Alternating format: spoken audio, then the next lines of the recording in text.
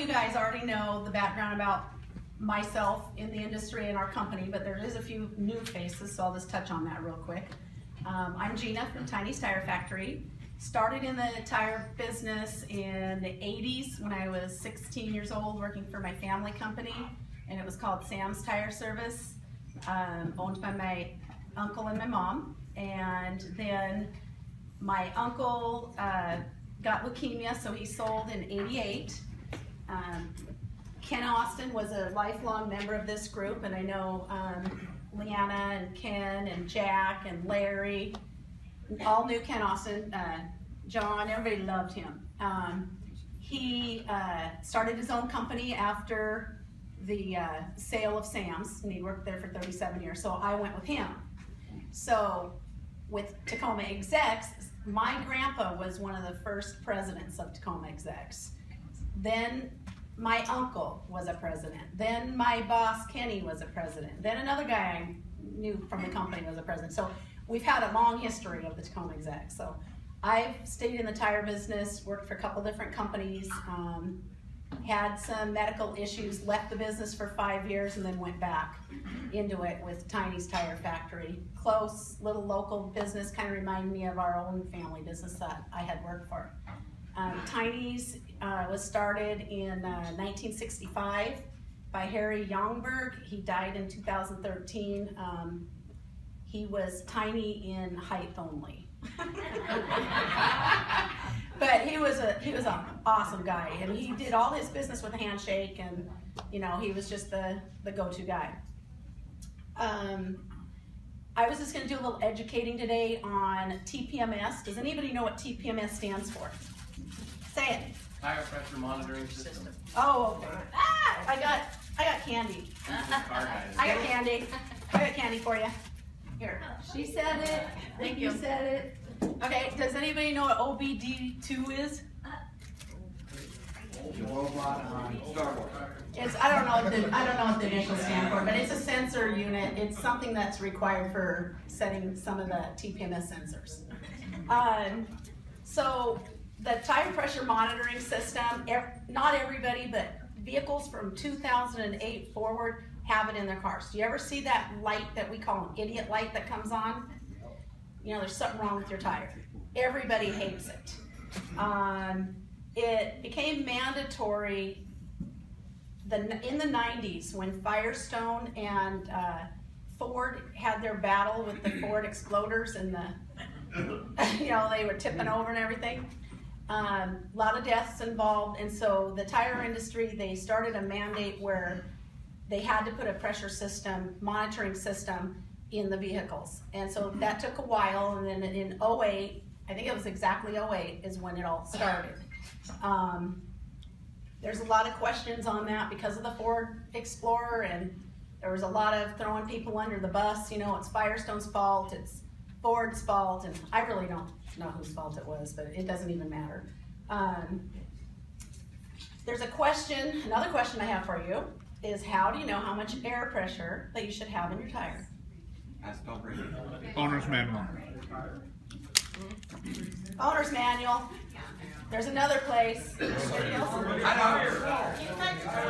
Yes, who said door? Door jam. Okay, door jam. Call Tiny's. I need help. I need a thrower. I need a thrower. Because I have enough candy for everybody, so you guys better listen up. And if you didn't get one, I have enough. Anyway, okay, so the air pressure is on the door panel. If you change your tire circumference, let's say I had 17s on my 2008 Yukon, but I am not going to drive with stock tires and wheels, let me tell you, not for long. So I put on custom wheels. They were 20s. How much air pressure would I have on in them? Anybody know? No, wrong answer. It's same. It's on the door panel. The tire says the maximum PSI that tire can have without blowing up and sustained speeds and under pressure. So it'll probably, some of them say 80. You don't want to drive with 80 pounds in your vehicle. You're going to be like boing, boing, boing, like there's nothing, there's no give. That is just for the tire. The vehicle tells you what weight you need. Air carries weight. Tires don't carry weight, nothing carries weight but the air. So if your door panel says 35 pounds, you need 35 pounds of pressure in all 4 tires to carry what that vehicle gross weight is.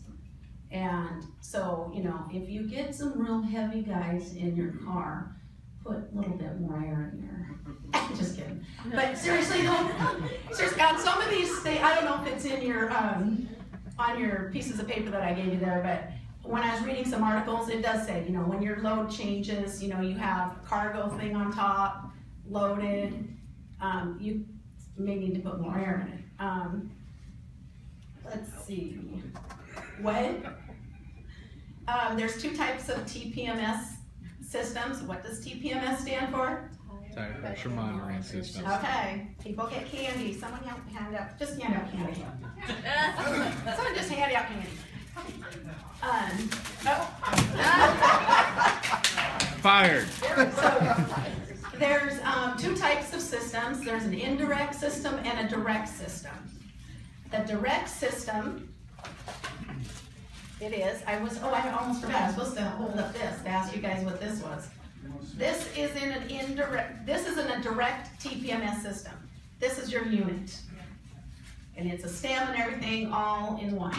And that hooks on and that senses every tire. And it'll say left front tire, 28 pounds.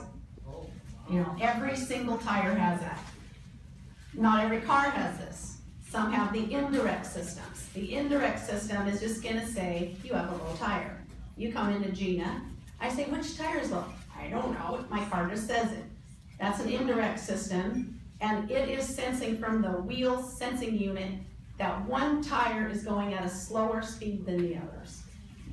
They're not all rotating in the same, so then we have to find out which tire, you know, with an air pressure gauge, or let's say, oh, my husband aired the tire up. Okay, which tire did he air up? Help save us time, you know. Sometimes they're like, well, you're the expert. Well, yeah, and we are, but this is a really time-consuming thing anymore. Now, if you see a nail, it's pretty obvious, you know. But a lot of times, there's not a nail. Sometimes it's the bead seal, and we go through about 5 of those a day. We have to demount the tire, wire brush the wheel, paint it, sand it on the inside, because the corrosion of this environmentally friendly road stuff is eating our wheels. But it's environmentally friendly, so don't worry about it. But it's corroding everything. So another thing, which is, I put paper on there, it's pretty interesting, well to me because I'm in the business, but when your light goes on, there's nothing in your tire, everything's fine, all air pressure's fine, let's say. Well, we take our scan tool, which we have like 3, 4, 5, or 6 of them, they're always over $1,000 a piece. Every year, you have to get a new one, I tell you. And you read it, and it'll say, oh, okay, it'll tell you that tire has this, that, and the other. All of a sudden, one doesn't read. Okay, there's something wrong with the sensor. Could be just the little O-ring parts, you know, there's a little few parts. Battery life is 7 to 10 years on a sensor. So that's a lot of times when you're at my counter, when you say I have a flat tire, Randy, what tire's flat? Left front. It says left front. You know, what's your car? 07 Yukon. Okay. It could be the sensor itself too. So you kind of always have to think that, because when it gets to that point, we could spin our wheels forever and then it's a battery that's bad. So we're gonna see if it reads. And there's no replacing the batteries. Sorry, the batteries plus, they don't, these little units, you have to just replace the whole unit. And installed at Tiny's for the universal, it's right around 75 bucks. That's installed the unit plus the program. Then I also put on your table just some little examples of the different car relearn systems. It is just hilarious. I tell you, we wonder who makes this stuff up. It's like, put it in park, run around the car 3 times, scratch your head, take a drink of pop. put some air in the tire, scratch your head again. It is really weird, and I'm pretty sure Steve probably knows what I'm talking about. It's so, and customers sometimes think it's a no-brainer and it should take us 30 seconds.